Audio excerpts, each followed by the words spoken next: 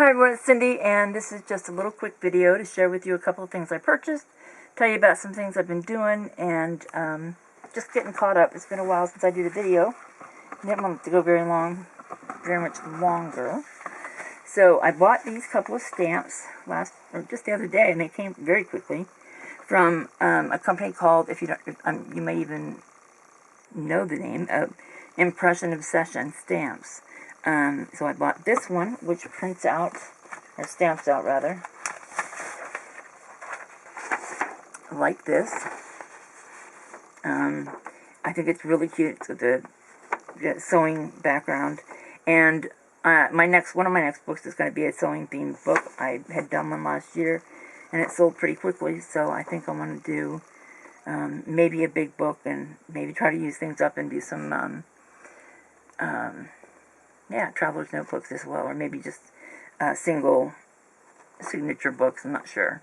We'll see how it goes. But anyway, I saw this. It was super cheap, so I bought it, and I'm planning to use it a couple of different ways. I think it'll be great just stamped in black on tags as a background to other items, as well as I think to use it on the back of stamps, on the writing surface, the journaling surface, with, say, London Fog by Memento, which, would be really faint, but still there. So I'm thinking that's what I'm going to use that for.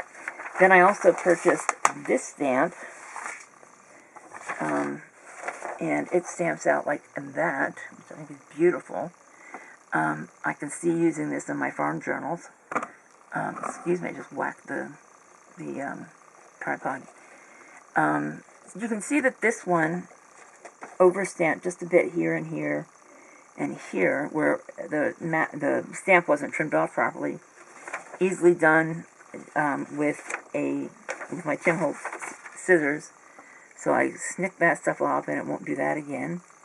So they are, as I said, from Impression Obsession Stamps. They have a listing for background stamps, seconds, and they sell them for $5 a piece. This one, obviously, that was the problem. It hadn't been trimmed properly. I don't know why they couldn't just retrim it, and I'm not sure what the problem is with this one, but that's okay. I'll take it. It's not trimmed the same on both corners, but who cares? I don't know.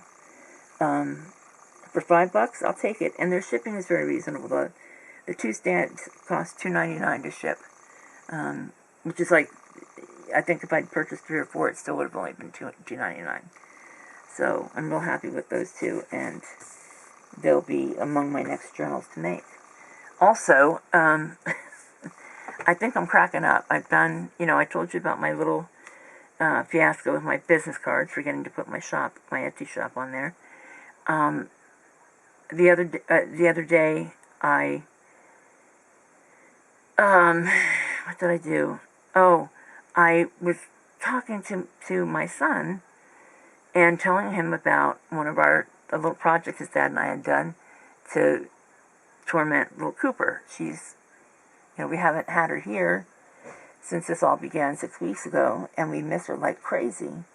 And so her uncle decided that he needed to tease her a little bit with our skunk. He calls her his little stinker girl, and last year he had me find a skunk image on the internet, and we printed it out, and he pinned it up above her barn playset. She has a Briar barn here, and so, just to say, little stinker girl, whatever. And, of course, she got all riled up and moved it over behind his chair, that kind of thing. The two of them have a lot of fun. So the image was still around. So he had me, actually he did it. He took it out and traced it onto a piece of wood, and then used a scroll saw to cut it out. And then I adhered it to the piece of wood. He fastened a stick and spray painted. Well, he spray painted it first, and now he's just got to put a coat of varnish on it. And it's going to go in the yard, and he's going to send her a message saying, the photo to her mom saying, now we don't miss our little stinker girl so much. Or we have a new stinker to replace our stinker girl, something like that. I don't know. So I'm telling Jason about that. And I had been watching Diane Hubert's videos that she's making or just finished making, of a penguin book for her friend. And she had 2 videos following the making of this book. And for some reason, when I was talking to Jason, I kept saying that we had done an image of a penguin. And finally he said, "What? I don't understand a penguin."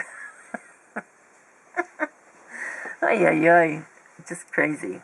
I did another dumb thing too, but I sent Diane some stuff. And she just recently moved. And so I had messaged her for her new address. So I had it in my, message feed on Facebook. And her address is a flower name and just a single digit. So it's like 6 Violet Lane. That's not it, but I don't want to divulge her address. So I had Gail's here in the craft room in my address book, and I didn't have her new one. I had to go back to my bedroom to my computer. So I went over there, and my computer is here. My little writing area is right next to it.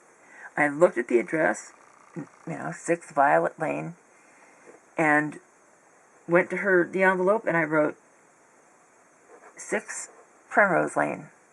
Mailed it out. Of course, it came back and said, no such address. I don't know. I think I'm losing my mind.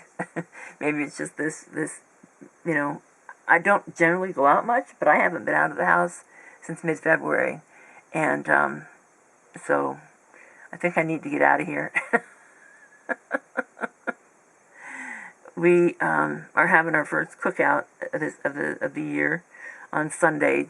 My son got called back to work. He works for a state park, and he starts back on Monday. So we haven't seen him since this all started either, even though he just lives on the other side of the river.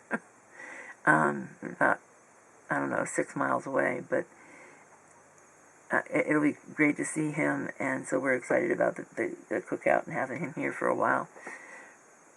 We'll probably still be practicing social distancing to some degree, but yeah. So, even though we know none of us are sick, but anyway, we're going to have a good time, and I thank you all for watching. Please like, comment, subscribe, and I'll see you real soon.